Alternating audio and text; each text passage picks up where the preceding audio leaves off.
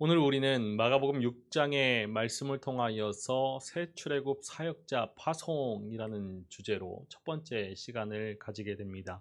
마가복음 6장 1절에서 6절의 말씀을 좀 깊이 있게 살펴보고자 하는데요.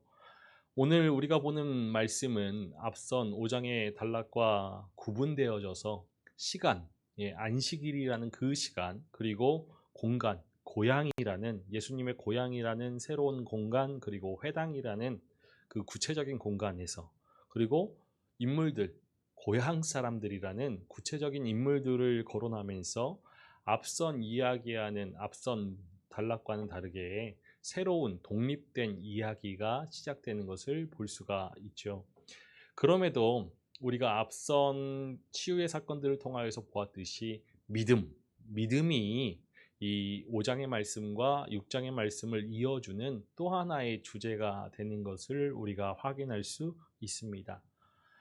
오늘 주제는 예수님께서 고향에 방문하셔서 그 고향에서 직면하게 되는 배척이라는 그런 주제와 관련되어져 있는데, 앞선 사건들과 연관해서 본다라면은 이런 주제적인 흐름들이 분명해 보이죠. 예수님께서 유대 갈릴리에서 이방의 지역 데가볼리의 그 거라사로 가셨다가 다시 유대 갈릴리로 돌아오셨습니다. 그리고 이제 그 유대 지역 중에서도 예수님의 고향이라고 우리가 알고 있는 나사렛으로 방문하게 되시죠. 이러한 방문 그리고 배척 이런 주제를 연관시켜 본다라면은 예수님께서 거라사 지역의 그 사람들에 의해서는 배척을 받으셨고, 다시 그 거라사 지역에서 이방 지역에서 유대 갈릴리로 돌아오셨을 때에는 무리들에 의해서 큰 환영을 받게 되시죠. 그런데 오늘 6장에서 고향에 방문하신 예수님은 다시금 배척을 경험하게 되시면서 주변 마을로 돌아다니시면서 가르치시는 모습으로 끝나는 것을 볼 수 있죠. 이렇게 배척 그리고 환영, 이 극단적인 경험을 통하여서 예수님은 제자들을 파송하는 것으로 6장의 말씀은 기록되어져 있습니다.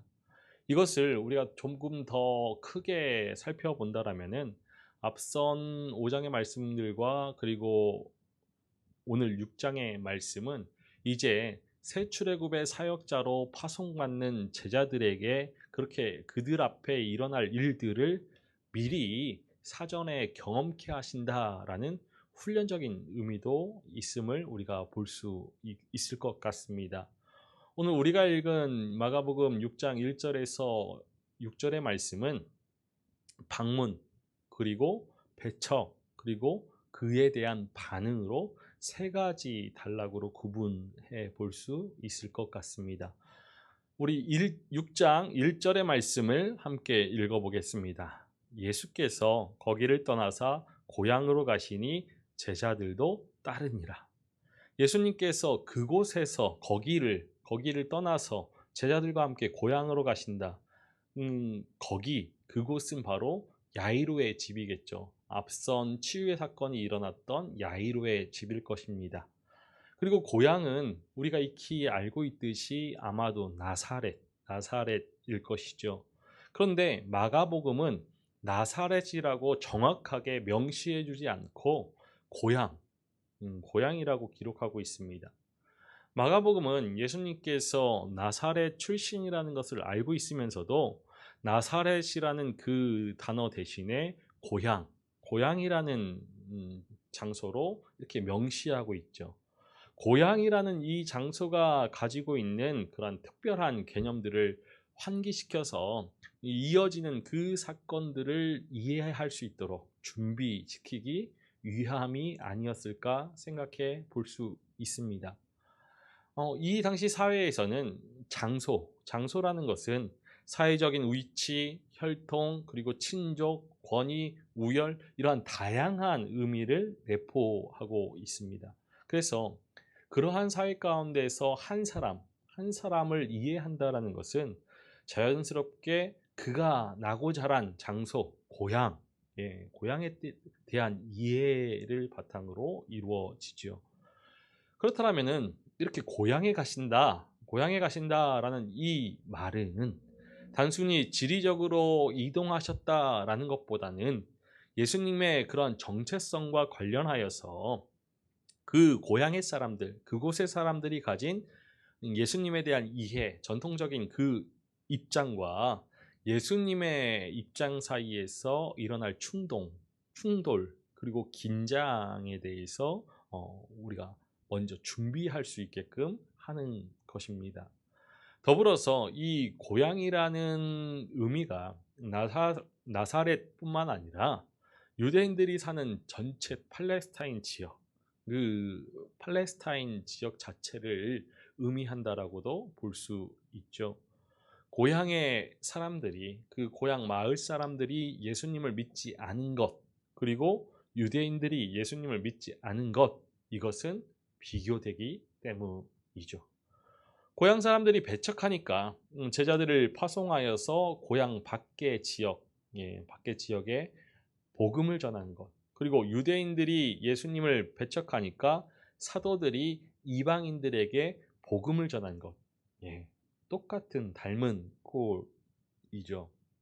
마가복음은 예수님께서 고향에 가실 때 제자들 역시 그를 따랐다라고 우리에게 언급해 줍니다. 이 가시니 그리고 따르니라, 이 두 동사는 현재 시제이죠. 먼저 앞서도 말씀드렸듯이 이렇게 현재 시제를 사용하는 것은 마가복음의 표현법입니다. 그 현재의 사건들을, 그 시대의 사건들을 현재화하여서 우리도 역시 그 자리에 있게끔, 그 사건에서 관찰자가 아니라 그 사건에 우리로 하여금 참여하도록 하는 마가복음의 표현법이지요. 나사렛 방문의 이 이야기에 주된 참여자가 예수님 그리고 제자들.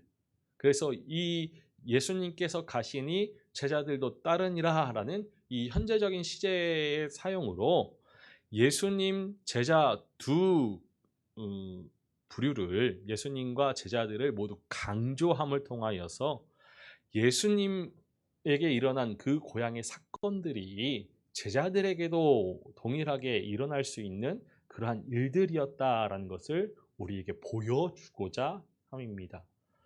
안식일에, 고향에 가신 예수님께서 안식일에 다시 회당에서 가르치시죠. 우리가 1장에서 보았듯이 예수님은 회당에서 가르치셨습니다. 그리고 이어지는 말씀은 이 가르침의 그 내용이 무엇인지 우리에게 알려주기보다는 사람들이 어떠한 반응을 보였는지 알려주고 있죠.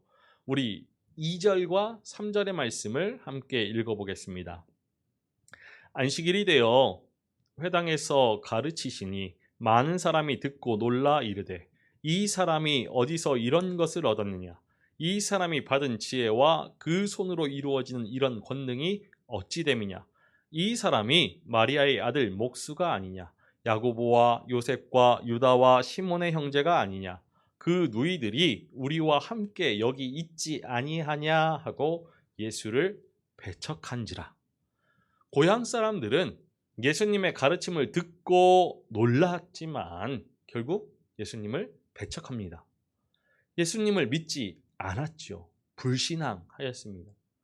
무엇이 이 고향 사람들로 하여금 예수님을 냉대하게, 배척하게 했을까? 유대 사회에서 성인 남성은 회당에서 토라, 즉 말씀, 율법, 히브리 성경을 읽고서, 구약 성경을 읽고서 강론할 수 있는 권리를 가지고 있었는데, 그러하기 때문에 예수님이 그 회당에서 가르치시는 것은 그 자체로는 놀라운 일이 아닙니다. 사실 앞서서 예수님의 사역에서 드러났던 것처럼 예수님의 가르침은 권위와 능력이 동반된 그러한 가르침이었죠.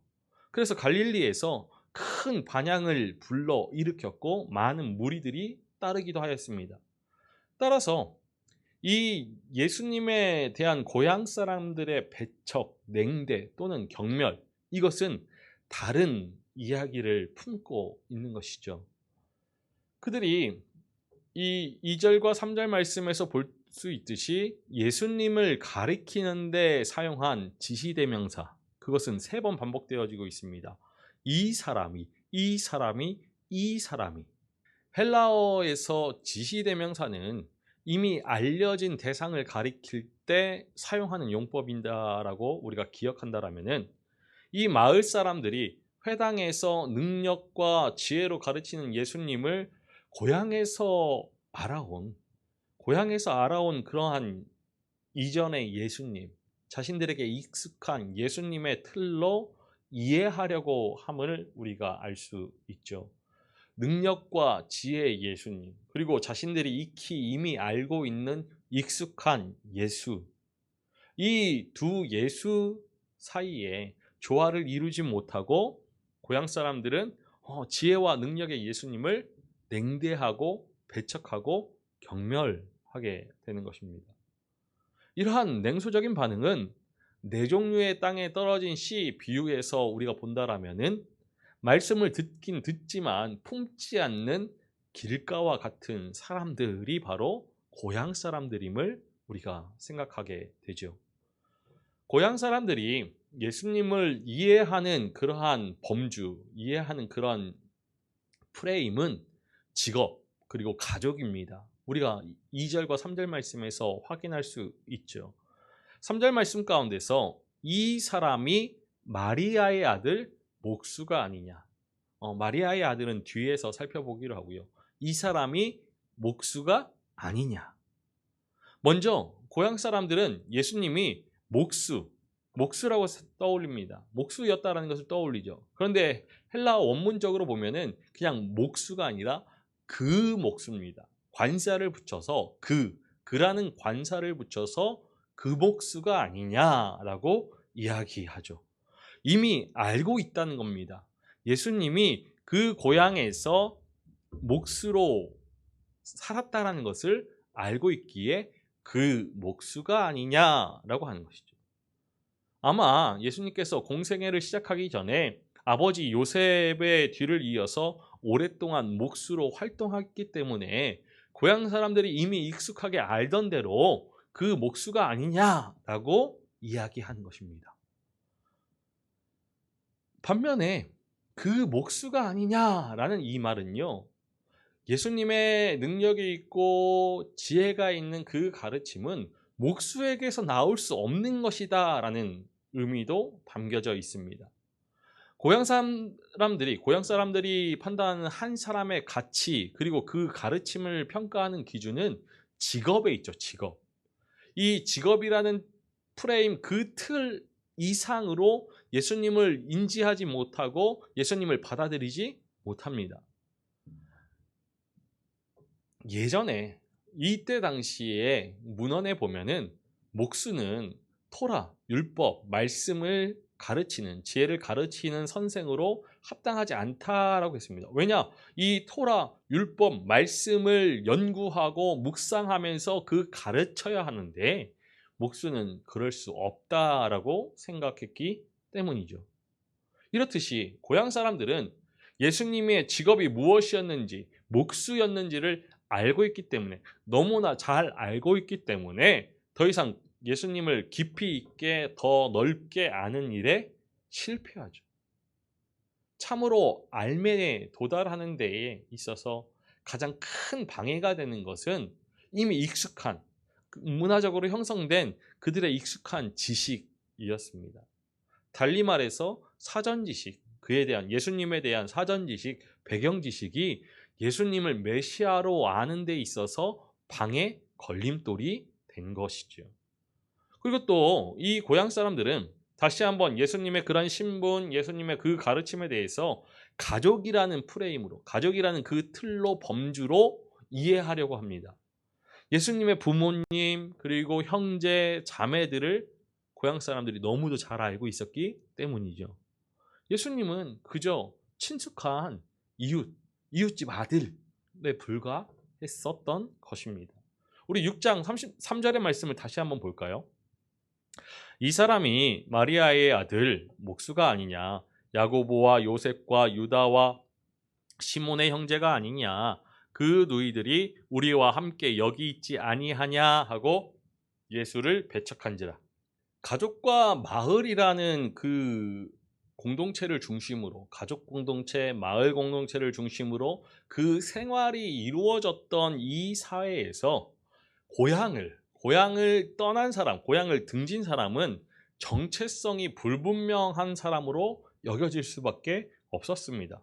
그래서 이 가족을 떠나 살던, 고향을 떠나 살던 예수님은 이 고향 사람들에게 이해할 수 없는, 곧 혼동을 주는 사람으로 여겨지는 것이죠. 그런데 문제는 고향 사람들이 예수님을 이 고향에서의 그런 일상적인 삶을 통하여서 자신들이 알아온 그 프레임으로, 틀로, 범주로 이해하려 하는 데 있다는 것이 아니라 그 범주 이상으로 목수 또는 친숙한 이웃에 불과한, 그 이웃의 아들에 불과한 그 이해의 이상으로, 그 틀의 이상으로 예수님을 이해하려 하지 않는다라는 데 문제가 있는 것이죠. 어머니와의 관계에서 예수님을 정의 내리는데 그것은 바로 마리아의 아들이죠. 마태복음에서는 목수의 아들로, 그리고 누가복음에서는, 요한복음에서는 요셉의 아들 이렇게 이야기하는데 마가복음 6장에서는 마리아의 아들이라고 호칭을 우리에게 이야기합니다.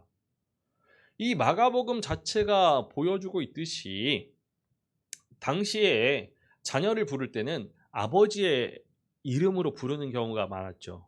세베대의 아들 야고보와 요한, 그리고 디메오의 아들 바디메오. 그런데 예수님에게 마리아의 아들이라는 이 호칭을 사용한 의도가 무엇일까? 고향 사람들이 왜 마리아의 아들이라고 하였을까? 두 가지로 한번 생각해 볼 수 있는데, 첫 번째로 이 고향 사람들은 예수님이 어떻게 태어난지를 알고서 그것을 가지고서 그것은 부당한 일이다, 그것은 부정한 일이다 라고 조롱하고자 합니다. 예수님의 동정녀 탄생을 알고서 그 동정녀 탄생을 조롱하고자 함이었죠. 그리고 두 번째로 가부장적 사회에서 자녀는 아버지의 이름으로 그 아버지와의 관계하에서 누구누구의 아들 이렇게 불리는 것이 그때 당시의 관습이었는데 예수님이 그렇게 불리지 못하는 이유, 마리아의 아들로 불리는 것은 이 요셉의, 아버지 요셉의 이른 죽음, 빨리 죽었기 때문이다라는 것이죠. 여하튼 어느 것이 더 타당할지 몰라도 중요한 것은 마리아의 아들이라고 불렀던 그 호칭에 대한 평가가 조금은 안타까움입니다. 한 사람을 어머니의 아들, 마리아의 아들로 부르는 것은 그 아버지가 누군지 모른다라는 모욕을 담고 있기 때문입니다. 더구나 이 가부장적 사회에서 이 한 사람을, 자녀를 아버지의 아들이라고 부르지 않고 그 남편을 사별한, 남편을 먼저 떠나보낸 어머니의 이름으로 마리아의 아들이라고 부르는 행위는 이 마리아와 아들인 예수를, 어머니와 아들을 모욕하는 행위이죠. 더욱이 이 말씀에서 형제들의 이름은 언급되어지고 있는데 그 누이들, 자매들은 별다른 이름 없이 그냥 누이들로 언급되어지고 있습니다.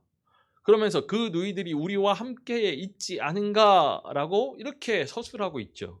이거 역시 누이들의 이름을 드러내고 있지 않는 것은 고향 사람들이 여성에 대한 폄훼를 하고 있다는 것입니다. 동정녀 탄생을 조롱하고자 했는지, 아니면 아버지를 빨리 떠나 보냈기 때문에 불가피하게 어머니의 아들로, 마리아의 아들로 불릴 수밖에 없었든지 간에 사람들이 이렇게 사용한 마리아의 아들, 이것은 이 한 사람의 명예, 한 사람의 권위를 이 가계도 안에서, 가정 안에서 구분하였던 그렇게 구분하였던 이 사회에서 분명히 경멸의 어조를 띠고 있다는 것은 확실한 것 같습니다. 그런 그들이 예수님을 전통적인 범주 안에서 자신들이 가지고 있던 그러한 사전의 지식들로 인하여서 이해하였던 그들이 예수님을 배척합니다. 배척한지라라고 되어 있는 이 단어는 헬라어로 스칸달리조라고 합니다. 스칸달리조. 근데 이 단어는 성내다, 실족해 하다, 범죄케 하다라는 뜻을 가지고 있죠. 그래서 신약 성경에서 비유적인 의미로 사용되어져서 죄를 짓게 하다. 그래서 혹은 그릇된 길로 이끈다라는 뜻을 가지고 있습니다. 이 부분을 예수를 배척한지라라는 말을 이 원어적인 의미를 살려서 본다라면은 결국 그들은 그로 인해 걸려 넘어졌다라고 읽을 수 있죠. 결국 그들은 그로 인해 걸려 넘어졌다. 그러면은 고향 사람들이 예수님 때문에 그릇된 길로 가게 되었다? 이러한 의미일까요?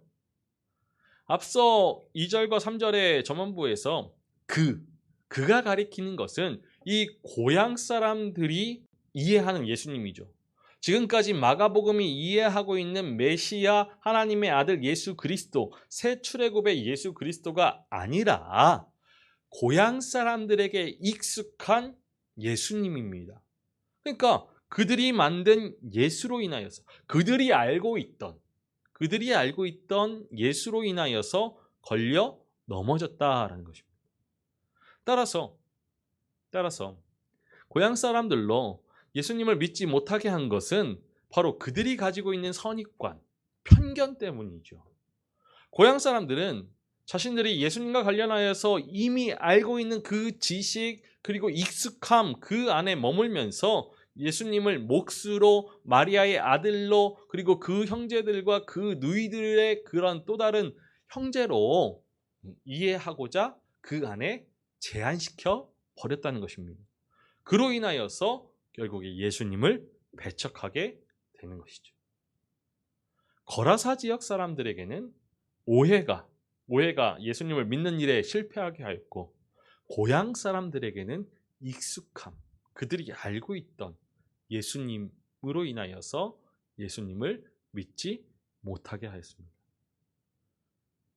예수님의 가르침, 그 지혜와 그 권능은 놀라움을 일으켰는데 믿음은 일으키지 못하였습니다. 고향 사람들은 예수님을 최소한 선지자로도 믿을 수 없었죠.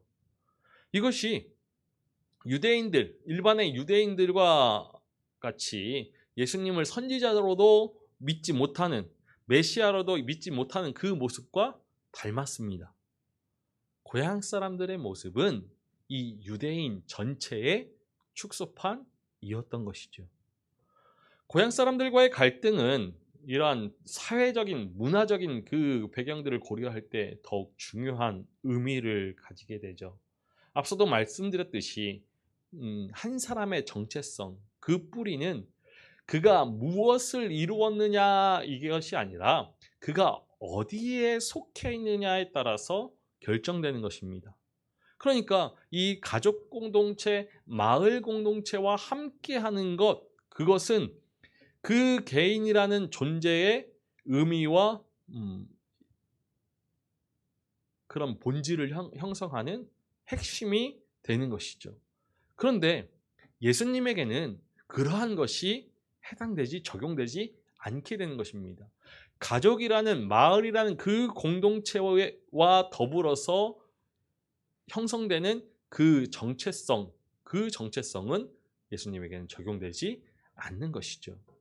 앞서 3장에서 예수님이 미쳤다라는 그 소문을 듣고 예수님을 붙잡으러 나온 그 가족들과 예수님과의 그러한 관계는 이미 금이 가기 시작했죠. 갈라지기 시작했죠.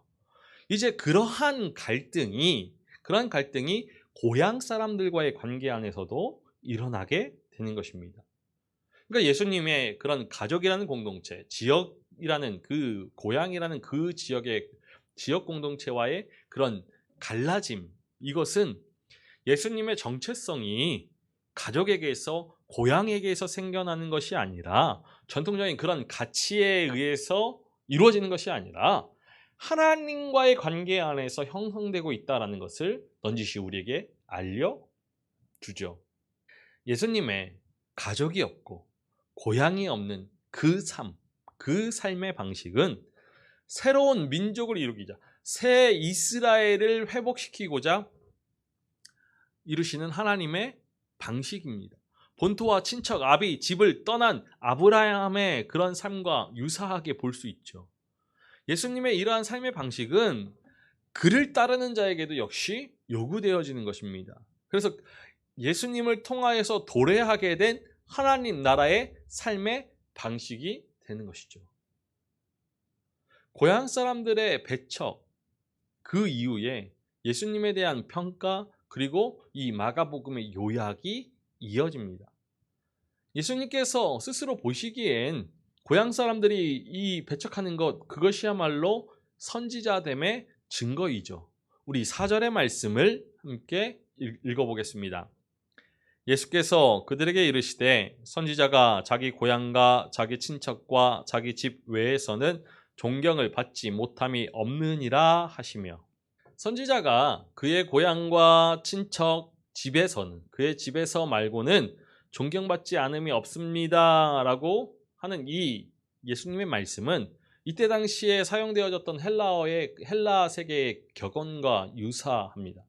그런데 우리가 유대적인 배경들을 기억해 볼 수 있죠. 예수님의 이 말씀은 동시대, 그 시대를 살던 백성들에게, 동시대의 사람들에게 거부당하고 거절당하고 배척당하였던 선지자들의 운명, 그 선지자들의 운명을 기억합니다. 예수님은 그 선지자들의 운명에 자신을 빗대신 것이죠. 비유하신 것이죠. 그러니까 마가복음의 말씀은 이 고향에서 배척받은 예수님은 적어도 선지자이다라는 것을 말하고 싶은 것입니다. 예수님은 선생으로서의 그 권위는 얻으셨지만, 그의 가르침으로 인하여서 권위는 얻으셨지만, 앞서서 이제 지금 선지자로서는 거부당하시는 겁니다.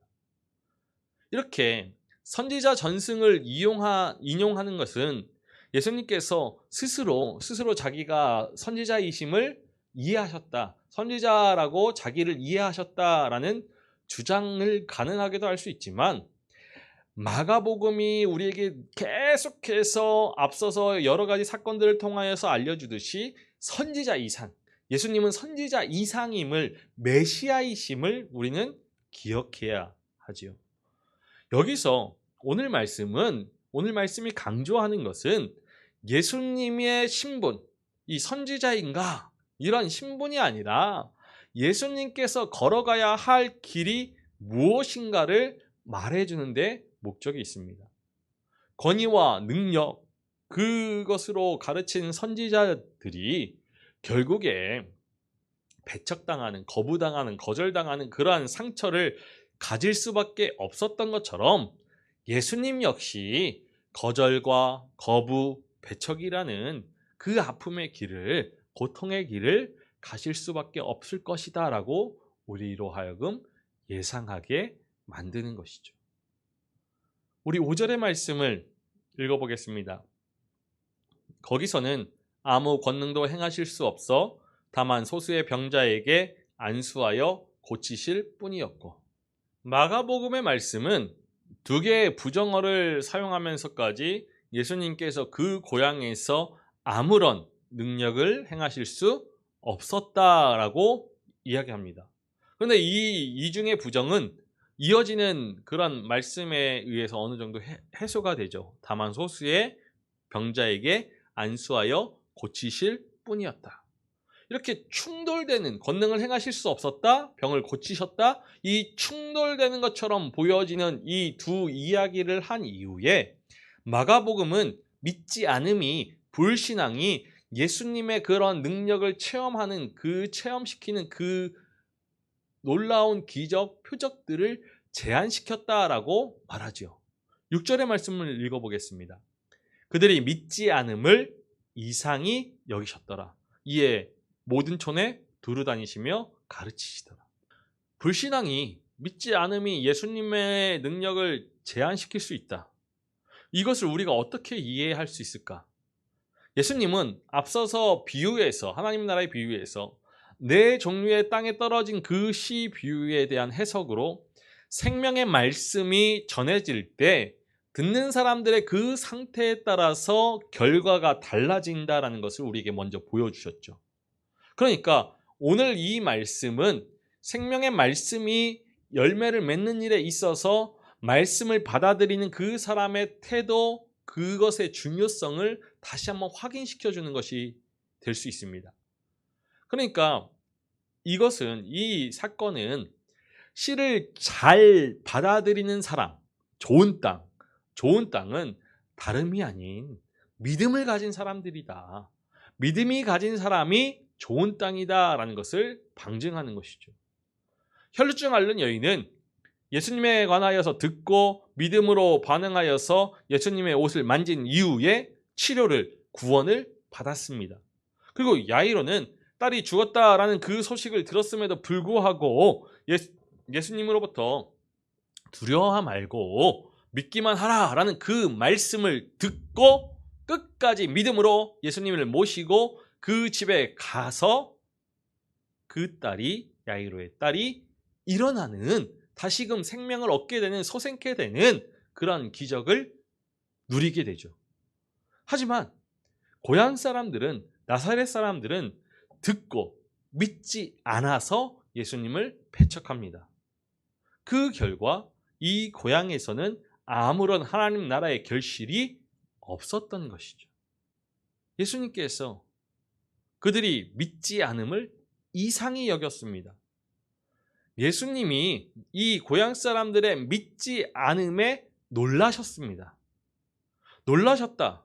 이것은 이상히 여겼다. 이것은 그들의 믿지 않음이, 불신앙이 예수님의 예상 밖의 반응이었다라는 것을 이야기하는 것이죠. 예수님의 지혜, 예수님의 그 권능, 그 가르침은 믿음을 일으키기 마련입니다. 이것이 자연스러운 일이죠. 그런데 그 지혜와 권능을 보고도 예수님을 믿지 않는 것, 그것은 이상한 일입니다. 고향 사람들이 예수님의 지혜와 예수님의 권능에 놀라긴 하였지만 그들이 표적을 보고도 믿지 않음에 예수님께서 놀라십니다. 참으로 놀라운 것, 그것은 지혜와 권능이 아니죠. 놀라운 것은 고향 사람들이 표적을 보고도 믿지 않는 그러한 불신앙입니다. 그런데 우리는 예수님께서 놀라셨다, 이 놀라셨다라는 이 표현에 우리 역시 놀랍니다. 왜냐? 왜 예수님이 놀라셨을까? 그런 일도 생각지 않으셨을까? 라고 생각하죠. 예수님께서 이 고향 사람들의 반응을 예측하셨다라면은 놀라지 않으셨을 겁니다. 당연하게 여기셨을 것이죠. 그런데 예수님께서 놀라셨다는 것은 이 고향 사람들의 반응을 예측하지 못하셨나라고 우리로 하여금 의문을 가지게 하죠. 이것은 마가복음이 우리에게 전하여 주는 하나의 독특한 표현입니다. 우리는 예수님께서 참 신이시다, 하나님이시다라는 그 신성을 가진 예수님에 대해서 믿습니다. 그런데 우리가 이 말씀을 읽으면서 예수님의 인성, 참 인간이심을 잊지 않아야 하죠. 예수님은 참 신이시자 참 인간이신 예수님이십니다. 예수님의 인성으로 인하여서 예수님의 신적인 그 부분들을 부정하는 것, 그것은 바른 믿음이 아니죠. 그런데 예수님의 신성으로 인하여서 예수님의 인간됨을 부정하는 것 역시도 바른 믿음이 아닙니다. 예수님의 신성과 예수님의 인성, 예수님의 하나님됨, 그리고 예수님의 인간됨을 바르게 균형 있게 믿어야죠. 나사렛 사람들은, 고향 사람들은 예수님의 가르침, 예수님의 지혜가 그 고향 사람들에게 기대할 수 있는 그 예상을 벗어났기 때문에 예수님을 고향 밖으로 배척하였고 예수님은 그 고향 사람들이 가지는 예수님에 대해서 가지는 그러한 기대, 예수님에게 대해서 가지리라 기대하였던 그 예상에 벗어나서 놀라시죠. 예수님이 놀라셨고 고향 사람들이 놀랐습니다. 둘 다 놀라지만 이 둘 사이에는 중요한 차이가 있죠. 고향 사람들은 같은 마을의 사람으로서 익숙하였던 마리아의 아들로서 그 형제의 형제로서 그 누이들의 형제로서 이 예수님에 대해서 가지고 있는 그러한 선입관 때문에 충돌되어서 그들이 놀랐지만 예수님은 그들이 고향 사람들이지만 예수님의 그 가르침이 담고 있는 지혜 그 권능을 보고서 존경할 것이다라는 예수님의 기대가 어긋났기 때문에 놀랐습니다. 예수님의 이렇게 고향을 방문하시고 이 고향 사람들의 그 불신앙에 대한 놀람은 고향 사람들에게 예수님께서 기대를 가지고 계셨기 때문이죠. 이미 갈릴리에서 예수님께서 하나님 나라를 선포하는 그런 사역을 시작하신 이후에 하나님께서 예수님을 통하여서 예수 그리스도를 통하여서 종말론적인 통치를 하신다. 새 출애굽을 일으키신다라는 그 복음을 받아들일 것이다라고 기대하셨고 고향 사람들 역시도 그 복음을 받아들이기를 원하셨을 겁니다. 기대하셨을 것이죠. 그러나 그들은 예수님의 가르침에는 놀랐지만 예수님을 배척하는, 거부하는, 거절하는 모습을 보이니 예수님께서 놀라시는 겁니다. 다수의 이러한 고향 사람들의 불신앙에도 불구하고 소수의 그런 남은 자들이 있었는데 그들은 병자였다고 하죠. 5절 말씀 후반부에 다만 소수의 병자에게 안수하여 고치실 뿐이었고 라고 합니다. 예수님께서 고향에서 아무런 권능을 행하실 수 없었다라고 하였지만 몇 명의 소수의 병자들을 고치셨다라고 이야기하죠. 이 말씀이 예수님의 무능력함, 무능을 이야기하는 것일까? 왜 전능하신 예수님께서, 전능하신 하나님의 그 메시아로 이 땅에 오신 예수님께서 왜 이렇게 고향에서 무능하실까? 예수님의 그런 능력은 사람들의 불신앙에 영향을 받는 것일까? 마가복음은 그렇다라고 우리에게 암시하는 것입니다. 사람들의 불신앙, 그것은 큰 힘을 가지고 있다라는 것이죠. 예수님으로 하여금 이 불신앙으로 놀라게 할 뿐만 아니라 예수님을 무능력하게 만든다라고 마가복음이 우리에게 암시하는 겁니다. 실제로는 무능하기 때문이 아니죠. 예수님께서는 절대 무능하지 않으십니다. 그런데 우리가 앞서도 5장 말씀에서 그 치유의 사건을 통하여서 보았듯이 예수님의 능력과 사람의 믿음, 그 믿음과 능력이 상호 작용하였을 때 치유가 일어나는 것을 보았습니다. 사람들이 믿지 않으면 예수님께서도 그 능력을 발휘하지 못하시는 거죠. 이것은 예수님께서 자신의 그러한 능력들을 그렇게 사용하시기로 제안하셨기 때문에 그래서 그렇게 일어나는 일이지 않을까 우리가 생각해야 합니다. 마가복음은 이러한 생각조차도 그런 설명 없이 과감하게 그냥 예수님이 무능하게 되셨다라고 우리에게 일러주지요. 오히려 예수님께서 아무런 권능을 행하지 않았다라고 우리에게 일러줄 수 있는데 예수님께서 아무런 권능을 행할 수 없었다라고 한 것은 우리로 하여금 엄청난 충격을 받게 합니다. 이것은 앞서도 이야기했듯이 예수님의 인성을 부정하지 않도록 우리에게 도전하는 마가복음의 의도입니다. 예수님의 놀라움, 그 예수님께서 놀라시는 것, 그리고 예수님에게 아무런 권능을 행하지 못하였다라는 것, 행할 수 없었다라는 것, 이 무능력함에 대해서 마가복음이 과감하게 우리에게 이렇게 전하여 주는 것은 마치 마치 예수님에 관한 그 신앙을 부정하는 듯한 표현으로 보일지 모르겠습니다.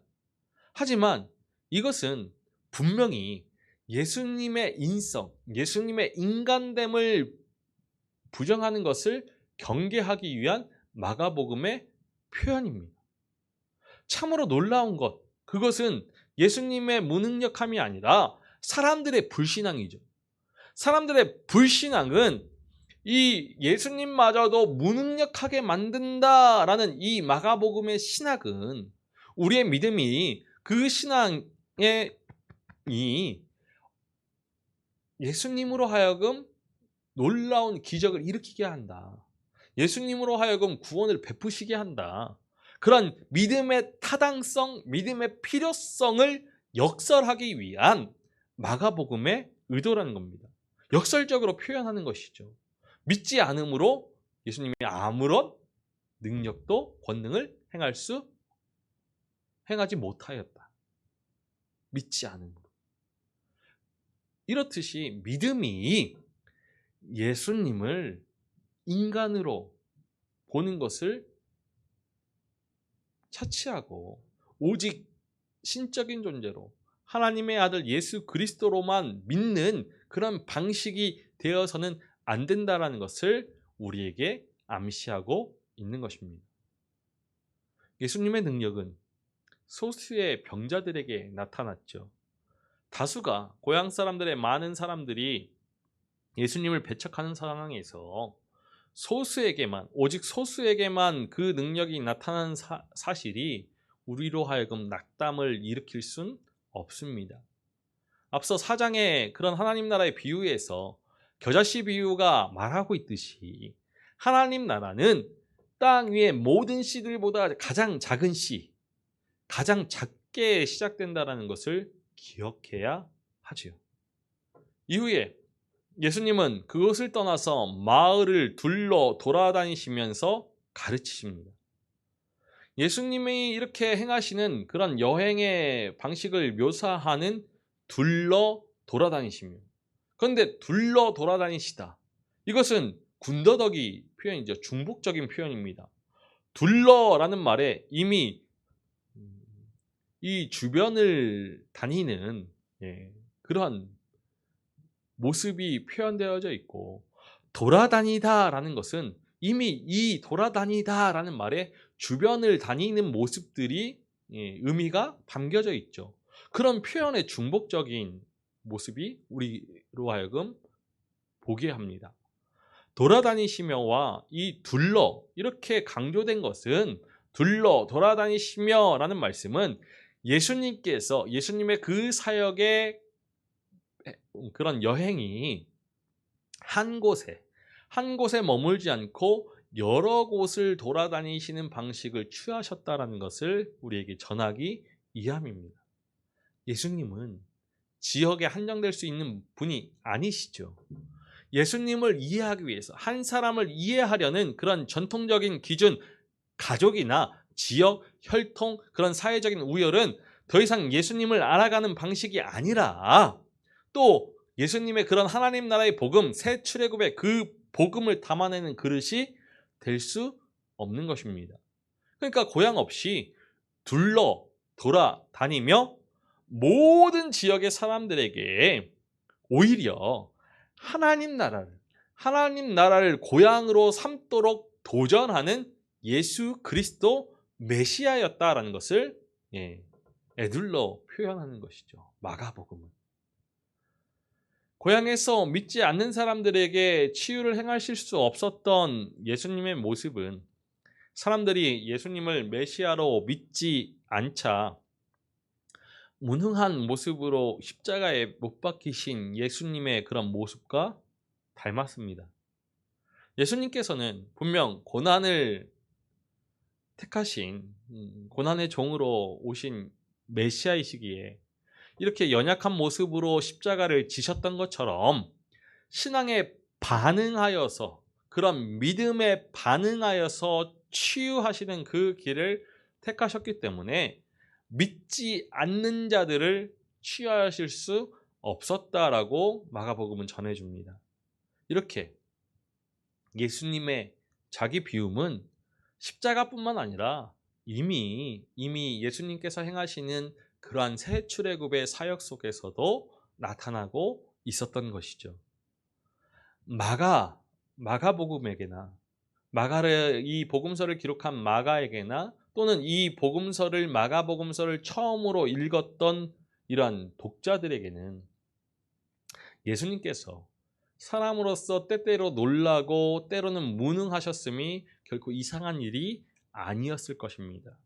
우리 역시도 이 마가복음이 예수님께서 인간이심을 당연한 것으로 전제하고서 거기에서 출발하는 그러한 예수님께서 참 메시아이심을 증언하는 것을 보아야 합니다. 그리고 우리 역시도 이 참 인간으로 오신 예수님, 참 신으로 오신 예수님을 믿어야죠. 그러니까 마가복음은 예수님을 영접하는 이들로 하여금 처음 읽게 하는, 가장 먼저 읽을 수 있는 가장 좋은 복음서, 눈높이 복음서가 될 수 있는 것이죠. 오늘 우리는 이렇게 새 출애굽의 사역, 이 새 출애굽의 사역자를 파송하시기 위한 그런 밑그림을 그리는 예수님의 그런 모습을 보게 됩니다. 새 출애굽의 메시아이신 예수 그리스도, 사람들이 믿지 않음으로 아무런 권능을 행하지 못하였던 예수님, 그 예수님에게 우리는 어떻게 반응해야 되는가? 그것은 하나이죠. 믿음입니다. 믿음으로 반응할 수 있는 우리이기를 소망합니다. 예수님은 참 인간이시자 참 하나님으로 이 땅에 오셨습니다. 이 예수 그리스도에 대한 믿음만이 그 이름의 능력이 우리의 삶에 임하게 하는 통로이죠. 세상에 구원을 일으키시고 새 출애굽을 일으키시기 위한 그러한 소수의 남은 자들, 소수의 병자들을 고치셨듯이 그 소수의 남은 자 그루터기가 우리입니다. 우리를 통하여서, 우리의 믿음을 통하여서 예수님의 권능이, 예수님의 놀라운 지혜에, 예수님의 놀라운 그 치유와 표적의 기사들이 일어나는 것이죠. 우리의 믿음을 통하여서 하나님의 뜻이 이 땅 가운데서 이루어지고 하나님의 나라를 세울 수 있기를 소망합니다. 이제 다음 주면 새 출애굽의 그러한 사역자를 파송하는 모습들을 우리가 살펴볼 것인데, 예수님께서 일으키신 놀라우신 구원의 사건, 이 새 출애굽의 사건을 바라보면서 믿음으로 반응할 수 있는 우리이기를 소망합니다. 우리가 믿음으로 반응할 때 우리 삶에 놀라운 새 출애굽의 은혜가 임할 것이고 구원의 은혜가 임하게 될 줄로 믿습니다. 우리 함께 기도하겠습니다.